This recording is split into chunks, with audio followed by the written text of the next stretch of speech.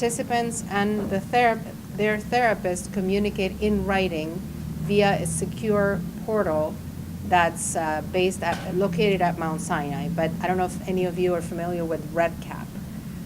But basically, it's anybody who has a computer at home and has access to the internet, you basically type into like Microsoft Word for 45 minutes, and then you copy and paste and submit your text to the therapist. And you get instructions, you get a response.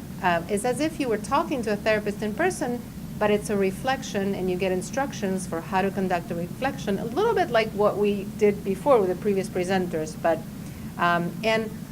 and then you get feedback from the therapist and in writing and further instructions. And it's a total of 11 writing exercises over approximately twice a week. So it's about 5 or 6 weeks. And there are two forms of therapy, and we're comparing. At the end of the study, we want to compare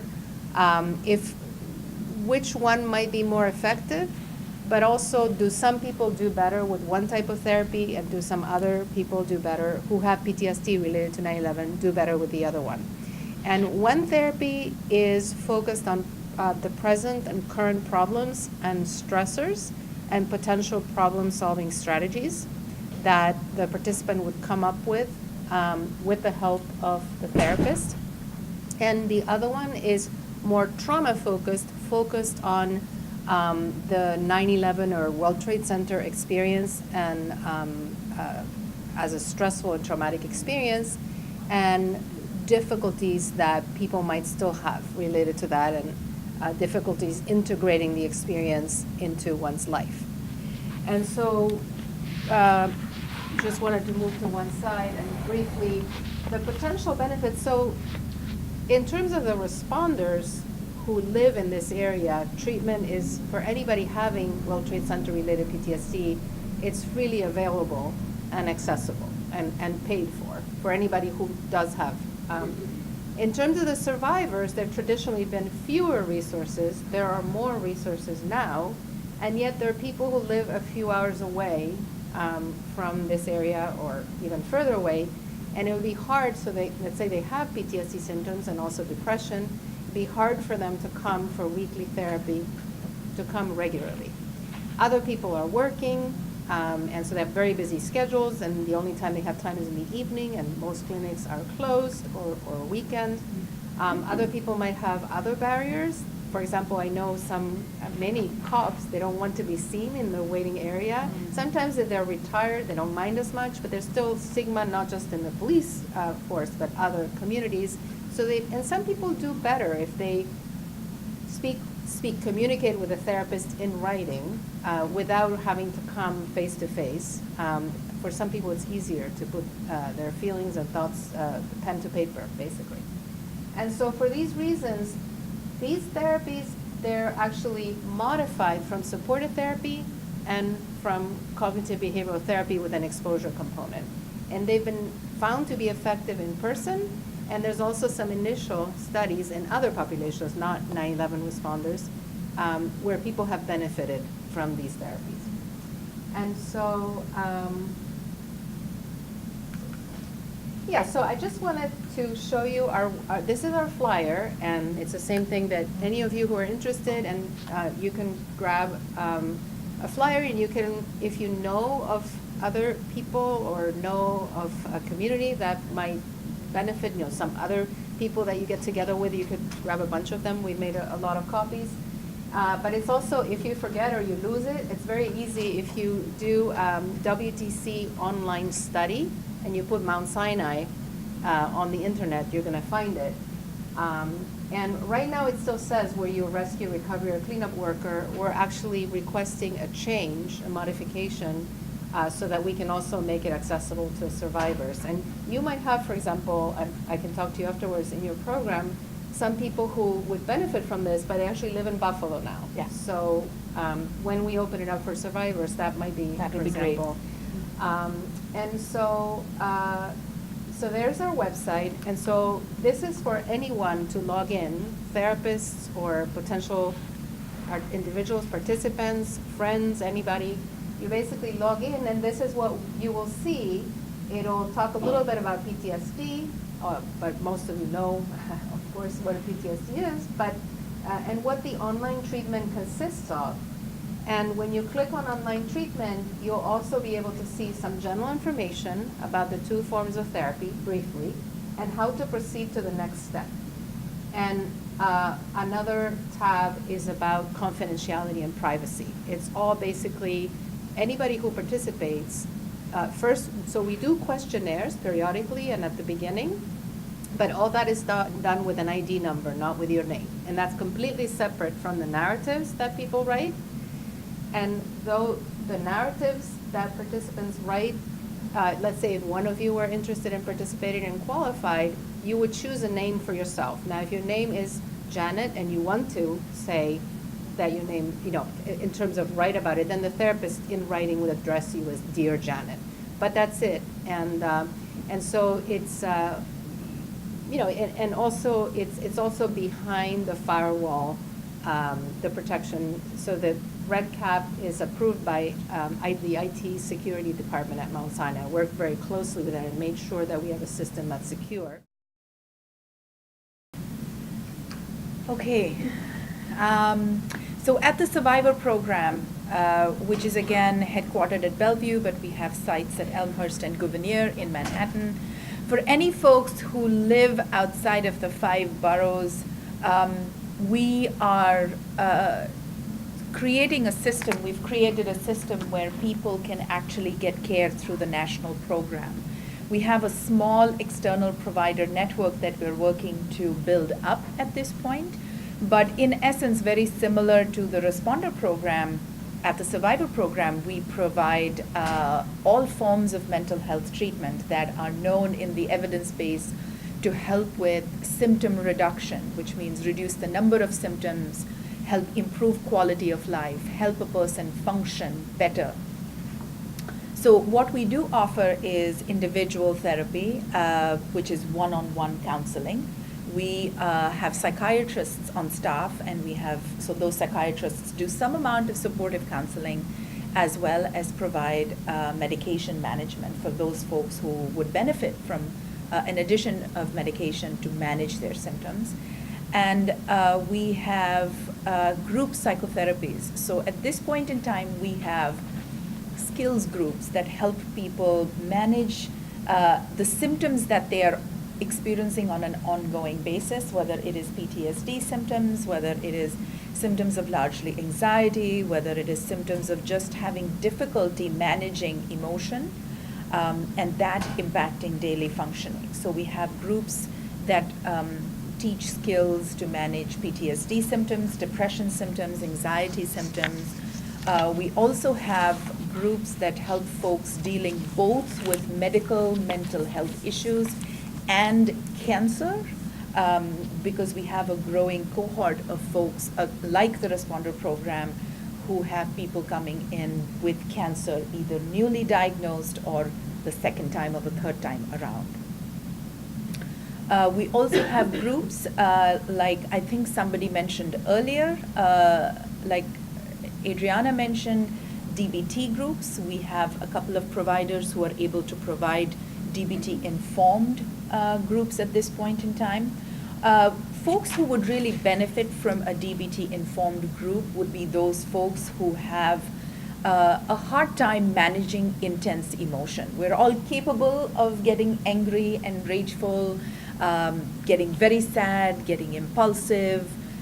For folks who have consistent trouble managing those types of intense feelings, there are treatments that are well-researched, that are available, that help manage how intense the symptoms get, how impulsive the person can get, through psychoeducation, through actual skills and doing homework and learning new behaviors to change the way we respond, we react, the way we behave in our life.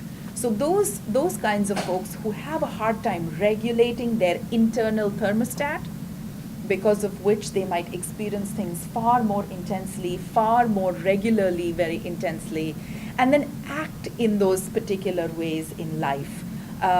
they would sort of benefit from a group like that. So we have, at this time, 1 or 2 groups that are doing that kind of work.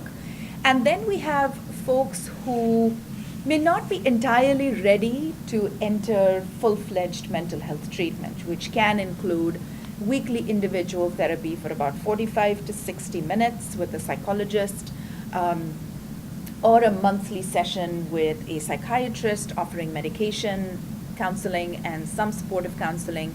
If a person is not ready for that kind of treatment, we have relaxation and sort of dealing with stress kind of workshops that are run by our social workers. And some of us supervise the social workers in doing those workshops. So what that does is it gives the person who's sort of thinking about treatment, not very sure they want mental health treatment, they're probably cagey about engaging in any kind of trauma-related work, or just are too overwhelmed and don't have the time or the energy to commit to treatment. These are great workshops because they're for 60 minutes. They're freely available to anyone who's part of the clinic, who can just literally walk in. You'd have to call, find out when the first workshop is, and you can pick up a flyer when you come in and keep attending these workshops. We have them in English and we have them in Spanish at this point in time. Because we also have a growing volume of folks coming in for care, we have both the social workers from the cancer team as well as the mental health team doing supportive counseling. Because, again, whether it's you're not ready to begin treatment, you have too many medical appointments, you don't want to add another one, or there is somewhat of a fear in engaging in full-fledged mental health treatment, supportive counseling enables somebody to get support either on a weekly basis or a sort of a bi-weekly basis, just to sort of keep them on track with what they need to do, keeping priorities up front, helping deal with psychosocial stressors. And a social worker at our program would be more than available to schedule a half an hour to 45-minute supportive counseling session. So these are the range of services we offer from our mental health team. The medical team, like the responder program, has a range of ongoing monitoring and ongoing follow-ups that the specialty docs provide. I wanted to ask, because you mentioned, and forgive me if I missed, if you had already talked about this, but I wondered about EMDR. Mm-hmm. Are they using that technique at the clinic? At this point in time, it is provider specific and it is assessed on a case-by-case basis. A lot of, practically everyone that we deal with at our clinic has complex PTSD. What that simply means is that there's not been one big traumatic event. There have been maybe a couple. And when one layers on top of the other, it's not an additive effect, it is a multiplicative effect. So as a result of that, we've had 2 providers, including myself, that have made case-by-case decisions about when EMDR is indicated clinically. It does require a certain amount of commitment. EMDR is very physically activating. For those folks who are already physically ill, vulnerable, and medically compromised, it is quite an emotional and physical commitment. So we usually take a case-by-case decision, make a case-by-case decision about whether EMDR is indicated in its full protocol. But usually what I find myself and 1 or 2 other providers who are trained find ourselves doing is we do elements of EMDR, one of which is the Stabilization Protocol in EMDR, which is very simply put, and I'm oversimplifying, but very simply put, it helps someone just feel they're grounded enough that they can stand steady on their feet, emotionally and psychologically. Because a lot of what we do at our program, and my guess is across the responder program as well, is when someone comes in for treatment, they may not be fully ready and able to engage in the length of trauma treatment that we could provide, which is sort of according to the model that the previous presenter sort of presented on. The first step is really for people to feel like they're stable, they can leave our clinic and not be overwhelmed by what they are experiencing. So EMDR is a nice adjunct to ongoing psychotherapy, potentially medication management. It's a little more of a complicated decision clinically to make in a general way, like I said, because it physically activates people. But that is the work of EMDR in some essence. And by going through that process, reaching some stabilization? Again, I'm oversimplifying, but in essence, EMDR is hoping that when you undergo the entire protocol, you have enough of an inner physical and emotional strength that you can withstand the emotional and physical impact of the particular traumatic event. So for example, like the previous presenter said, having a car accident, driving on the road, that particular location in itself is a trigger, but it's a very physical trigger. So if someone who's, let's say, medically ill, not been in treatment, tends to get overwhelmed by the heart palpitations, very easily and very often we see people going up the ladder from what is a panicky feeling to a panic attack.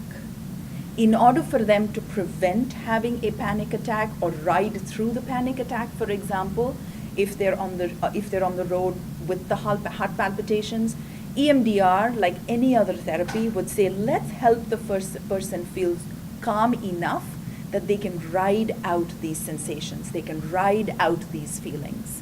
So we would never begin EMDR, we would never begin any kind of trauma-informed therapy if we feel the person is not emotionally equipped with stabilization skills, some of which, and actually critically, which involve mindfulness, breathing techniques, relaxation techniques. Because it's only when the body is calm first that the mind literally can come online to do the work that we do in talk therapy. Because most talk therapy is top down. It expects the mind to sort of work with the body and be in connection for any change to happen. But in trauma-informed therapy, we are always trying to go bottom up, which is calm the body first so that the person feels steady and grounded enough, and then begin to reinforce some of these skills that they're learning to calm their body to do it the next time if they're home or once they leave the session. Well, and safety and security is such an issue for these people, and feeling connected to the people that are providing the treatment. What do you have to say to someone that's searching for a clinician? I mean, what is it about that connection and feeling safe in that relationship? In fact, I would think it's a great question for those of you folks who have been in treatment also, because a therapeutic connection that feels safe is felt in the space between two people. It's felt in how we make eye contact with you. It's felt right from the time you decide to call somebody or the clinic, for example, and the front desk person is friendly and is helpful. The therapeutic connection begins right there. If the front desk person, for example, has had a bad day and they're kind of grouchy, it could potentially impact what you think the therapeutic connection could be with the clinic and then your clinician. You haven't even gotten to the clinician. So the therapeutic relationship is a co-creation. It is created between myself and the person I'm going to be seeing. But what the clinician really does bring to the table is not just subject matter expertise around what helps and what modalities we are able to offer, but the ability to translate how trauma impacts somebody to that person. Because one of the biggest things across research, across clinical practice is if all else fails and you have a solid therapeutic relationship, you're going to see change. You're going to see some amount of healing in the person you're treating. So 1, it's a co-creation. 2, it begins way before you reach the clinician. 3, for someone searching for treatment, it's a good idea to be informed of what potentially is out there. But what is out there is like an ocean with a lot of gaps and dark holes. So the starting point is to actually just start reading. The internet is sort of like it's a double-edged sword. Sometimes you know too much and sometimes you know very little. So there's no great starting point, but reaching a starting point, I think, is the beginning of just getting some care. So asking questions, coming to sort of forums like this.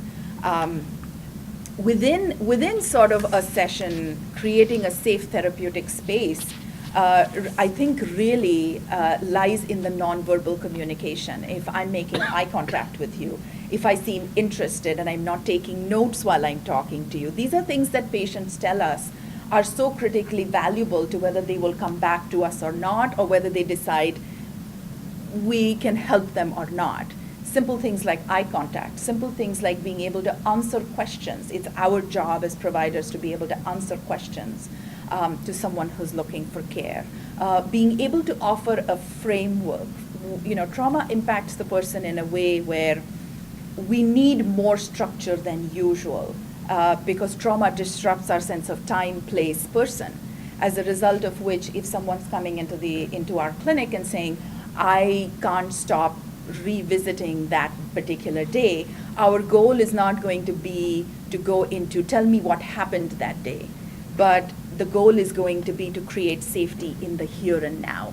So a big element of creating therapeutic alliance in the moment is to help the person feel okay in the moment. I wanted to, Sorry, no, please go ahead.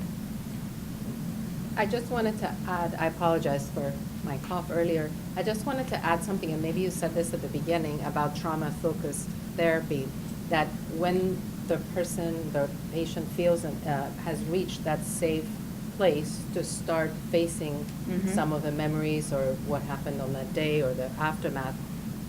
The idea is that in PTSD in general, what happens is the mixture of the traumatic memories coming often triggered or unannounced and overwhelming the person, and that alternating, or it could be grief also, alternating with avoidance.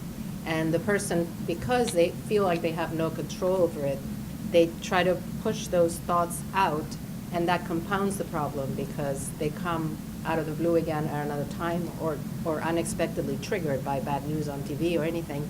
So the idea now, there's more and more understanding clinically and also from research that every time a memory comes up, if we're able to pay attention to the memory and tolerate the feelings that come up, like very gradually, that the memory can be relayed down in the mind and in the brain, slightly changed.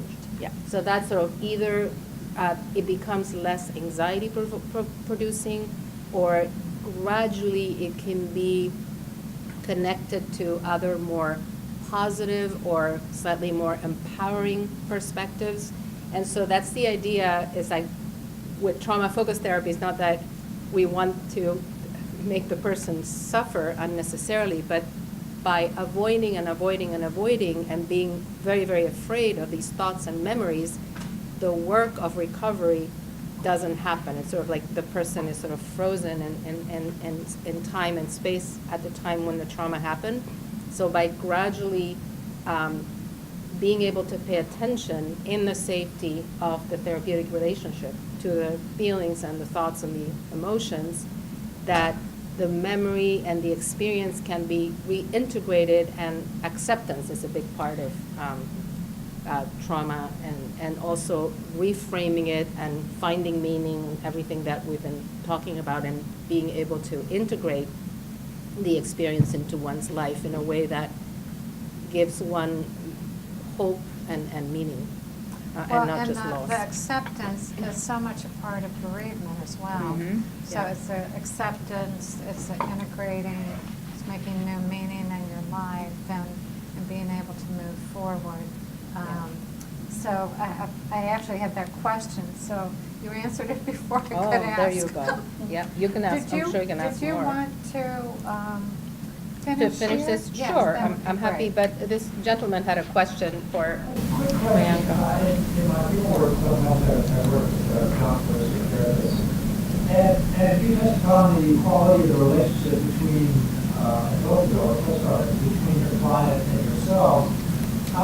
Could you just touch on gift giving?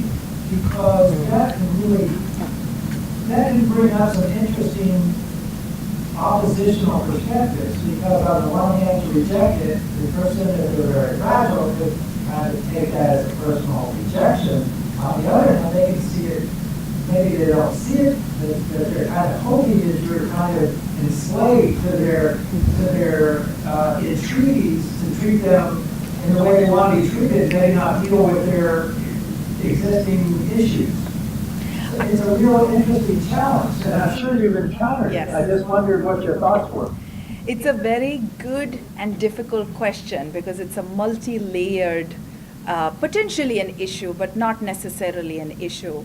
If I were to speak from the perspective of a program, we are guided by the ethics of clinical practice that don't encourage gift giving of any kind, because it sets up a potentially business-like, transactionary kind of relationship between a provider and a client. We are a federally funded program that have been instituted to provide care, ongoing monitoring, and clinical services, irrespective of whether we get anything in return or not. So at a programmatic level, we are governed by those ethical guidelines, which I think are very good to have for some of the reasons that you alluded to. If we take it sort of peel that layer back and go to an inner layer at a clinic level, we often get gifts from mystery gift givers who are grateful for the things that they have received from the service provider, whether it was just sitting with them and making sense of a 75-page form that they had to fill out for some kind of VCF application, or even just walking through a form or something very minor over the phone for about 10 or 15 minutes. The gratitude that comes through from our clients often comes through by them leaving gifts for us, bringing us chocolates or bringing us donuts or bringing a card. So if we sort of live and at that level, it can often call into question clinical ethics of, do you accept that as a gesture of human gratitude, or do you see it through the lens of a very black and white sort of policy of not accepting anything? And I can speak for myself because over the 5 years that I've been at the program, I've had folks come in and acknowledge that they want to give a gift for being grateful for what they received, and some people have just left it at the front desk. So it's not something that I would generalize, because we're dealing with we're in the culture of trauma-informed care. And a big portion of trauma-informed care is being able to make human connections with people who are suffering. And a part of acknowledging and honoring their suffering is to acknowledge how they are not only resilient in the face of their suffering, but choose to rework that story. Where if the story was, I felt alone and I felt helpless and I came to the clinic and you guys really helped me in doing something that really helped me or was hindering my life, it is honoring the fact that they're taking ownership of what's impacting them, the fact that they reached out for help, the fact that we were able to help and we had enough of a therapeutic alliance that they trusted in us and that we could trust them to do the work. And then we saw the results, and that we all bear witness to that new story. So from that perspective, I can speak for myself, is I often will have conversations with people who leave gifts, even if they leave it sort of with a note or a name, and I will call them and thank them. Of course, letting them know that ethically and clinically we do not expect them, or I do not desire a gift for what we have done for them, but we deeply appreciate it. So because there are many symbolic meanings to getting food, to getting chocolates, to getting things that are primarily nurturing. So allowing our members, our sort of patients, to be able to nurture us for what we give is part of reciprocal relationships. And so reciprocity is what helps healing. That is one of the foundations of trauma-informed work. The reason Therapeutic Alliance works in trauma-informed care is because there is a very high level of attunement to what the person is experiencing in the moment. And that is the process of reciprocity. So it can often be a controversial issue, and we've had situations where the gift giving was not just that, but it was something more. And we've had to address it on a case-by-case basis. But I think in general, from a cultural standpoint, which is the other layer to gift giving, it's usually being deeply grateful for what they have received. Do you see a difference in gift giving, let's say,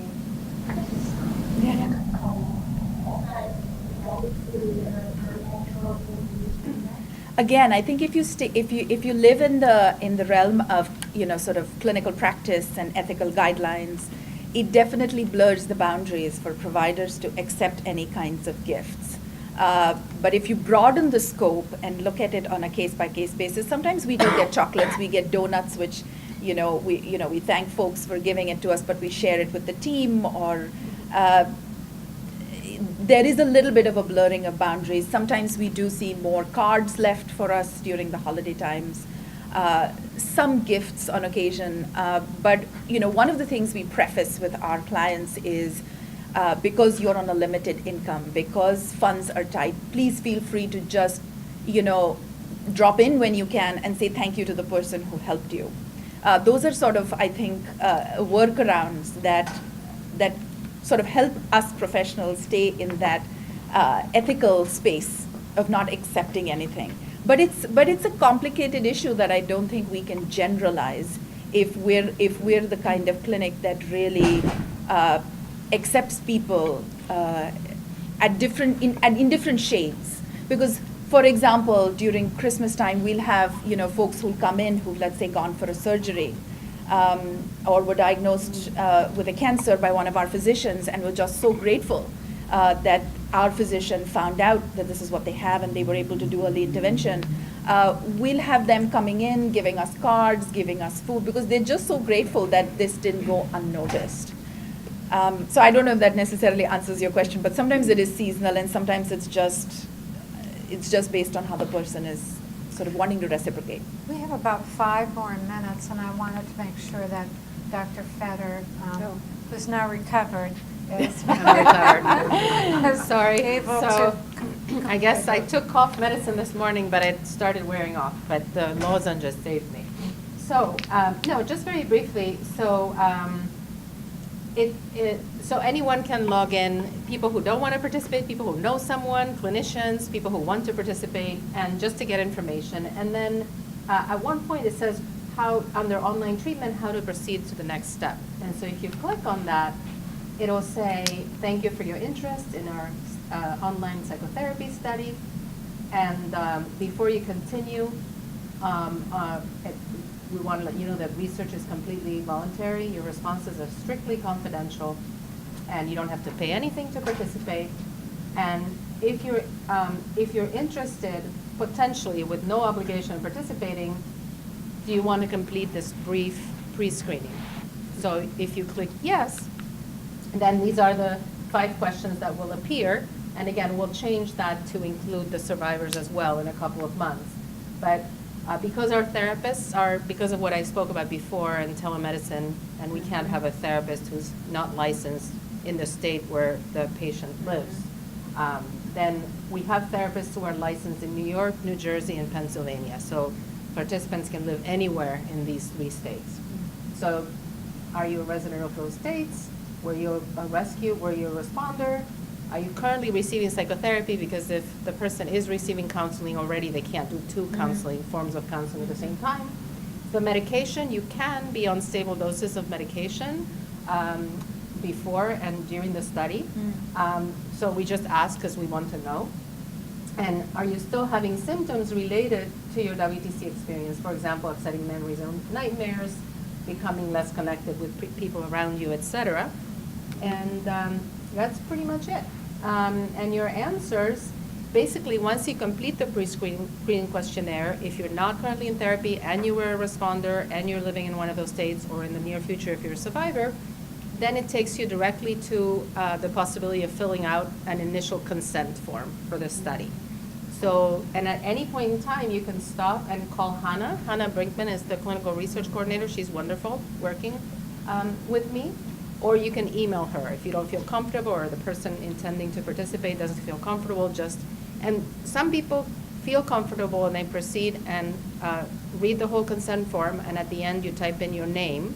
And that's the part that becomes confidential, because then it takes you to a questionnaire to start with, this time after you consented to at least being screened for the study, and your name never gets placed together with the answers to your questions. So those will be identified by a number. But we need to know how to contact you, because you know, we need to establish a therapeutic relationship and assign you to a therapist.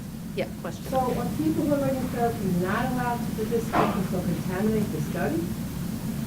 What it is if you're already getting therapy, so there is no one way or one perspective or one way of working. So if you're working with two different therapists at the same time, then one therapist, you're working through a problem like this, and the other one. But also, if you're getting better during the course of the study and you're doing two therapies, the study that we won't know if it's the intervention that we provided that's helping, or is it the therapist that you're seeing at the same time. However, if you've been taking, for example, sertraline, one of the SSRI antidepressants, and you've been taking it for at least 3 months, or you've been taking it for a few years, and you've achieved a certain level after which it sort of helps you up to here, but you're still having persistent, significant PTSD symptoms, it's unlikely that the medication now, 2 years later, is all of a sudden going to start working. But we also, when we talk to people over the phone, before we assign them to to work with a therapist, we ask them to please try not to change the dose or start a new medication during the study. And on periodic questionnaires online, which we do during the study, again, confidential with a number, no name, we ask, have you made any changes in the medications since the last time you filled out the questionnaire? Yeah, I understand. I was just, you know, as a private clinician, I really recommend a lot of my clients go to self-help groups. So if they're recovering first enough, they continue with AA. It's really good. It's 2 o'clock in the morning. I'm not available. They're available. Sometimes people, when I give them, I call them this one to maybe writing, but this would really be a shame, because sometimes It is. it's really helpful for someone to have something on. So if we know that, so first, because this is a clinical trial and it's a funded study, one of the goals of this study is to see if it works or not, if it helps 9/11 responders, and also if one of the two therapies works better than the other, or for different people. Once we've established that hopefully it works, it could be an additional, it could be adjunct. At this point, because the thing is, it's not self-help. There is a therapist, and the relationship, the connection with the therapist becomes quite deep, actually, because people pour their souls into the paper, and the therapist reads them, and the therapists are very empathic, and they're working with the client or the patient. So a relationship develops. So it truly is a therapeutic relationship. It is a therapeutic relationship in writing. Okay. It is absolutely. A couple of quick questions. I think. Are you ending? One quick question, Okay. because people are starting to come in. Are you going to, both of these methods are in writing. Are you going to compare, or has it been compared already by some other study, about having an audio-visual interaction through a telecommunication? So online cognitive behavioral therapy has been compared to in-person cognitive behavioral therapy, and has been found to be similarly effective in some studies so far. In this particular study, we're only comparing the two modalities to each other, but that would be another way. Yeah, because I'm wondering if what's the difference in writing back and forth Well, versus there- interacting back and forth? Sure, no, that's a very good question. There is a tradition or there is a modality which is also even narrative writing prescribed by an in-person therapist. The advantage of this is also that the responses are extemporaneous. So a person could be coming home from work at 8 p.m. when the therapist is not available, let's say, and could decide to write at 8:30 or 8:45, sends confidentially the text, and the therapist, again, when they have time the next day, sets aside some time to read it and respond. So it's a different mode and takes advantage of the kind of like self-reflection that a person does. It's like diary writing. So it's a different form of therapy. It should be compared to telemedicine sort of also. That I'm not sure if it's been compared that way. Yeah. Well, one of the things that I feel very strongly about is thinking about more creatively about how we can provide services for people that are geographically challenged, which we saw after 9/11. There were families around the country and in 90 countries. And so we started very early on teleconference groups. Before it was really a concept. Now it's a thing. But I thought, We're there's ahead of the got to be times. some way where we can connect these people. Absolutely. And we found also early on that parents didn't want to talk in front of their children, children didn't want to talk in front of their parents, firefighters didn't want to talk with civilians, same with police or military at the Pentagon. So we really had to group like with like and provide that opportunity for families to, or members of a family, to meet with people that had that shared experience where they felt safe and comfortable, and most of them doing it right from their comfort of their own home and not having to travel. And that's a big issue too with World Trade Center survivors and responders going into New York, for instance. But Exactly. but the other Some thing people won't is to even think in terms of, is there a group modality for PTSD? Because with the common occurrence of acts of mass violence, school shootings, I mean, you can't go to a church, a synagogue, a concert, and on anymore. In these communities, you know, there's not enough therapists in the world to deal with the amount of trauma that's actually occurring right now. So I think we have to think, you know, as professionals about how can we deliver these services and more flexibly and to meet the needs of the people that need the service. So I think this is terrific, and I hope Thank that you. we can And- help promote that. No, and- thank you for giving me the opportunity to talk a little bit about the study here. And again, there's a bunch of flyers that I'm going to leave here and also at the table when you sign out. And if you know of anybody who might benefit from this, you can also take a look at your website and get more information. Great. And we'll send something out to Great. to the people in those particular states. Great, Yeah. thank you. So I can work with you on that. Well, thank both of you for, I mean, not just once, but twice, sitting down and talking to the audience. And I hope you'll give them a round of applause. Thank you very much.